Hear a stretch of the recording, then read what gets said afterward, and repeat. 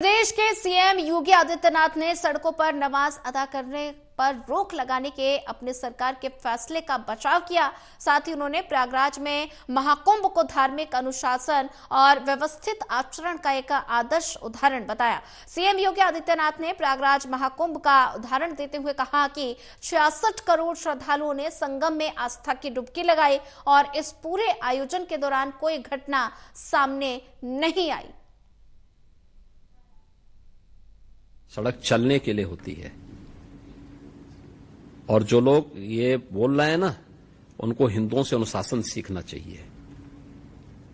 66 करोड़ लोग प्रयागराज में आए, देश की आधी जनता, और 66 करोड़ लोग, कहीं कोई लूटपाट नहीं, कहीं कोई आगजनी नहीं, कहीं कोई छेड़खानी नहीं, कहीं कोई तोड़फोड़ नहीं, कहीं पे कोई अपहरण नहीं। ये होती है अनुशासन, यह है धार्मिक अनुशासन। श्रद्धा भाव के साथ आए, महास्नान में भागीदार बने, फिर अपने गंतव्य की तरफ चले गए। पर्व और त्योहार या कोई इस प्रकार के कार्यक्रम उच्छृंखलता और उदंडता करने के माध्यम नहीं बनने चाहिए। अगर आपको सुविधा चाहिए तो उस अनुशासन को भी मानना सीखिए। आप मुझे बताइए, आप तुलना कर रहे हैं कांवड़ यात्रा की।